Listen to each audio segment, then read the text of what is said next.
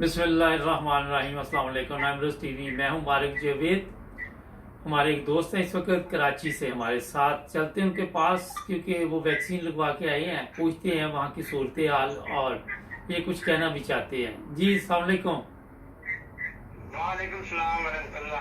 क्या हाल है आपका?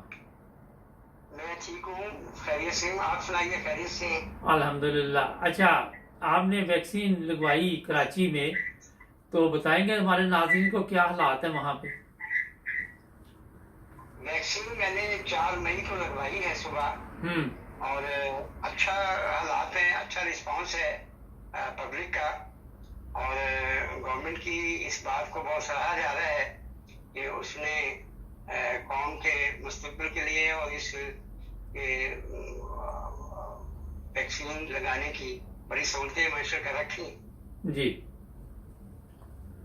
तो कुछ बताना चाहेंगे कि हमारे जो लोग डर रहे हैं कि वैक्सीन नहीं लगवानी चाहिए, उनको कुछ आप कहना चाहेंगे?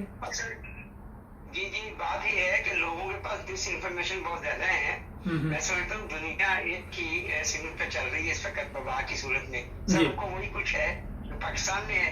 अब जब दुनिया में ये सब एक सिमत पे चल के लोग अपने बचाव के लिए ये कर रहे हैं वैक्सीन, और हुकूमत लगा रही है फ्री ऑफ कास्ट, तो उस पर तवज्जो देनी चाहिए और उसको लगाना चाहिए ताकि उसके बद असरात से और इस बीमारी की वबा से हमको भी अल्लाह ताला महफूज रखे। हुकूमत अपनी कार्य कर रही।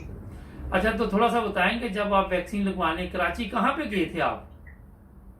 देखिए, मैं असल में होम्योपैथिक का भी मुझे रहता है। मैंने वैक्सीन लगाने से पहले होम्योपैथिक के इसके बद असरात को रोकने के लिए भी दवाई मैंने इस्तेमाल की है। अच्छा, वो भी बताइए। दवाई में कराची में एक जगह है, उसका नाम है डॉ मेडिकल सेंटर। बहुत बड़ा है डॉ मेडिकल सेंटर, यहाँ उधर मैंने लगवाई है। और उससे पहले मैंने होम्योपैथिक की वैक्सीन जो है वो मैंने एक वाज़ेह हिदायत की वजह से लगवाई थी। उसकी वजह ये है कि ये हिदायत भी बड़ी बात है, इस पर भी अमल करना चाहिए। 4 घंटे पहले अगर आप टीका लगवाने से पहले होम्योपैथिक की थ्रूजा 200 ले लें तो उसके बदअसरात से जो है ना बच सकता है इंसान। अच्छा। और उस वैक्सीन 4 घंटे पहले लगाने से 4 घंटे पहले, तो आपने वो 4 घंटे के बाद एक और ले ले आदमी का। जी जी बोले।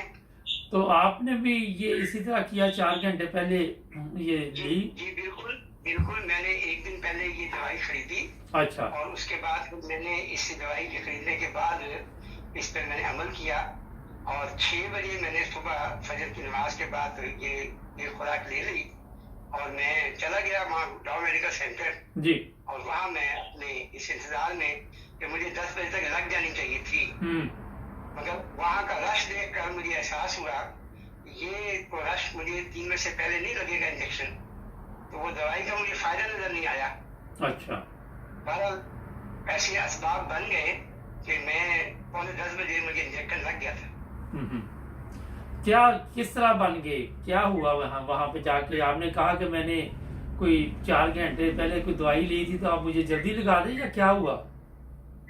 वो हुआ इस तरह कि मैं जब वहाँ पहुंचा हूँ तो तकरीबन काफी रश था, और मुझसे पहले तकरीबन कोई 70 के करीब अफराद मुझसे पहले मौजूद थे। तो मैं वहाँ पर जब ये अमल शुरू हुआ तो 9 बजे शुरू होता है इंजेक्शन लगाने का अमल जी। तो 8:30 बजे के करीब वो मेन गेट के ऊपर कुछ शोर शराबा हुआ, तो मैं वो लोगों को इस ख्याल से कि पता नहीं क्यों हो रहा है, मैं भी आगे बढ़ गया। तो वहां मैं जब गेट पे पहुंचा तो वहाँ मतलब एक अफसर था जो गार्ड था, वही समझा कि मैं इंतजामिया का आदमी हूँ। अच्छा। उसने मुझे फौरी तौर पर दरवाजा खोल के अंदर बुला लिया और दरवाजा बंद करके कहा कि देखिए यहाँ पर तकरीबन 30-40 अफराद बगैर टोकन के बैठ गए आकर, ये निकल नहीं रहे, जिसमें से पैरामेडिकल हमला बड़ा परेशान है। अच्छा। तो मैंने बहरहाल एक खुदाई ताकत को समझते रहे, कुव्वत समझते रहे, मुझे अल्लाह ने हौसला दिया, और मैंने बड़े बारूब अंदाज में उन सबको खड़ा करवाया कि बाहर निकले, वरना फौरन पुलिस बुलवाएं। पुलिस ने आते रेंजर्स को फोन करके बुलवाएं, इनको पकड़े। ये लोग यहाँ सुबह फजर की नमाज से पहले के खड़े रहे और उनके साथ ये इंसाफ नहीं होगा। तो इसी सिलसिला में वो सारे चीखो पुकार हुई, और सारे जब बाहर निकल गए तो इंतजामिया के जो पैरामेडिकल स्टाफ था उन्होंने शुक्रिया अदा किया, और इस शुक्रिया के अदा में जब मैंने उनसे उनसे कहा कि मैं खुद भी वैक्सीन लगाने आया था, अब मैं जा रहा हूँ बाहर। उन्होंने कहा नहीं, आप आ जाइए, हम आपको पहले लगा देते हैं, आपने हमारी बड़ी मदद की है और हम समझे थे आप इंतजामिया के आदमी हैं।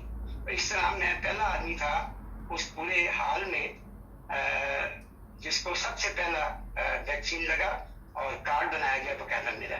तो ये गैर मामूली तौर पर मैं समझता हूँ खुदा ताला के फजल ही था और उस हिदायत को मैंने अमल किया जो हिदायत मेरे पास आई थी। अच्छा ये बताइए सर, ये तो बड़ा अच्छा हो गया, मगर हर दफा तो नहीं सोच लगता ना? नहीं लग सकता, मगर ये नीयत साफ थी कि हमने दवाई पी है एक हिदायत के मुताबिक, तो उसमें ये लगना जरूरी था। अच्छा, मुराद ये है कि ये बात दुरुस्त है आपकी, नहीं हो सकता, इसको इत्तेफाक कह सकते हैं, और इसके पीछे ये एक राज है, उसको भी देखना चाहिए कि हमने किसकी हिदायत पे अमल किया। अच्छा, इंतजाम को माना जी, इंतजामात क्या थे वहाँ पे? देखिए कि इंतजामात बहुत ही अच्छे थे। मैं समझता हूँ कराची में मैंने डॉ के अलावा भी बाज़ मेडिकल सेंटर देखे हैं, बहुत अच्छे इंतजामात हैं, बहुत इज्जत के साथ कुर्सियों पे लोगों को बिठाया जाता है और पंखे चल रहे होते हैं और बाकायदा मर्द और खवातीन जो हैं वो बहुत आसानी के साथ अपनी जिम्मेदारी के मुताबिक जो है ये काम कर रहे हैं। और पैरामेडिकल अमला जो है वो भी तकरीबन 8 से 20 आदमी मुश्तमिल है जो सबको अकोमोडेट करता है। तो वहाँ पे भी इस तरह था कि लोग कोई ऐसे हालात कर रहे थे कि क्यों तोड़ के आगे आ जाते हैं, भागदौड़ कुछ देखी आपने इसके अलावा भी? असल में बात यह है कि ये जो जहाँ हाल में लोग बैठे थे उनके बहुत पुरसुकून थे और उनको पता था कि हम अपनी बारी के मुताबिक जाएंगे जी, मगर कुछ ऐसा अमला होता है अंदर जो अपने लोगों को पहले से ही पिछले दरवाजे से बैक डोर से घुसा देते हैं। अच्छा, कि आप लोग बैठ दो, आपको टोकन नहीं मिलेगा, हम बगैर टोकन के लगवा देंगे। तो ये अमल हर जगह होता है, कोई जरूरी नहीं है, मगर जो तरीकाकार था वो तरीकाकार तो वही ज्यादा पहले कि टोकन सिस्टम था, मगर जो लोग अंदर आए थे वो उसी हॉस्पिटल के अमले के कोई जान पहचान वाले लोग थे। अच्छा, ये हर जगह नहीं होता, ये उस जगह पे होता है जहाँ हमारे लोग होते हैं। बस ये समझ लें कि ऐसी जगह तो होती है ना। अब यहाँ पर हमें तंदूर की रोटी लेने जाना है, महाराष्ट्र लगा हुआ है, तो वहाँ हम ले जाते हैं खातून को अपने साथ की, इसकी वजह से जल्दी रोटी मिल जाएगी। लोग कोशिश करते हैं शॉर्टकट इस्तेमाल करने का, मगर मेरा हमेशा से नजरिया रहा है कि शॉर्टकट ना इस्तेमाल किया जाए, वो तरीके इस्तेमाल किया जाए जिससे अपने को तकलीफ ना हो और सामने वाले को भी हक ना मारा जाए। जबरदस्त। अच्छा, अब आप और कुछ कहना चाहेंगे हमारे नाजरीन को? मैं तो यही कहना चाहूंगा कि जो लोग वैक्सीन खासतौर पे अपने मुल्क में जो लगा रहे हैं वो वैक्सीन बिल्कुल लगाएं और हुकूमत की बात को माने। और अगर कोई दोस्त होम्योपैथिक को इस्तेमाल करना चाहे वो लाजमन करें। पहले इसमें एक हिकमत है कि वैक्सीन लगाने से 4 घंटे पहले दूजा 200 ले लें और वैक्सीन लगाने के 4 घंटे बाद आर्मी का 200 ले लें। अच्छा, आपकी तबीयत ठीक रही फिर सर? आपकी तबीयत ठीक रही? जी अल्हम्दुलिल्लाह, मैं बिल्कुल दुरुस्त रहा। मैं उसके बाद अपने काम पे चला गया और 4 घंटे गुजरने के तकरीबन आधा घंटा पहले मैंने दूसरी खुराक भी पी ली। अच्छा, आप ये बताएं दूसरी वैक्सीन कब मिलेगी आपको? अब मुझे उन्होंने कहा कि आप चूंकि आप रजिस्टर्ड हो गए हमारे पास, अब आपको सेकंड वैक्सीन के लिए मैसेज आ जाएगा 28 दिन के बाद। अच्छा, 28 दिन के बाद आप आएंगे, वैक्सीन अपने उसी टोकन के हिसाब से सेकंड डोज लगेगा। हमने सेकंड डोज के ऊपर साइन करके स्टैंप लगा के मेडिकल का और कार्ड आपको दे देना है। ये कार्ड लेकर आप चले जाएं नाजरा सेंटर, वो कार्ड लेकर वहां से सर्टिफिकेट हासिल कर सकते। अच्छा, ये बताइए कि कोई पैसे पूसे भी दिए उधर के फ्री में काम हो गया? फ्री ऑफ कास्ट है पूरे पाकिस्तान में। यहाँ तक मैंने कराची में गौर किया, कोई पैसों का कहीं भी जिक्र नहीं है और ना इसके अंदर पैसे इन्वॉल्व हैं। अच्छा नाज़रीन, ये बड़ी अच्छी बात आपने भी कही। मैं नाज़रीन को बता दूं कि किसी को पैसे भी ना दे, क्योंकि वहाँ अब ये भी एक चोर बाजारी शुरू होगी कि आप पैसे कुछ हमें लगा दें, कुछ चाय पानी लगा दें। क्योंकि मुझे याद है मैं 4-5 साल पहले एक दफ़ा गया था पाकिस्तान रबुआ, तो वहाँ से लालियाँ की रजिस्ट्री करवानी थी, तो वो जो गेट पे बैठा था वो भी चाय पानी के चक्कर में था। तो ये तो हमारे माशरे में इसका तरीका उन्होंने बड़ा आसान रखा है। मैं बता दूं पाकिस्तान गवर्नमेंट ने कि आप अपना NIC नंबर अपने मोबाइल पे 1166 को भेज दें जी। उसमें ये होता है कि जैसे ही आपके मोबाइल का वो आपका कॉल जाएगा, वो फौरी तौर पे आपको पिन कोड अलॉट कर देंगे। वो पिन कोड जो है वो आपकी वैक्सीन का नंबर है, और किसी भी वैक्सीन सेंटर में जाकर आप वो नंबर दिखाकर वहाँ वैक्सीन लगा सकते हैं। चले जी, जबरदस्त। आपने 9 ब्रदर्स टीवी को टाइम दिया। हमारा चैनल देखते हैं कभी कभी? बहुत शौक से देखते हैं, और मैं आपके चैनल को रोजाना की बेसिस पे आपकी भेजी हुई पोस्ट बहुत अच्छी, बहुत ही बेहतरीन, और मैं समझता हूँ मालूमाती रहती हैं जी। बहुत आप शुक्रिया। इस रंग में काम कर रहे हैं और आपकी टीम कर रही है। अल्लाह ताला आपको बहरहाल हिम्मत दे।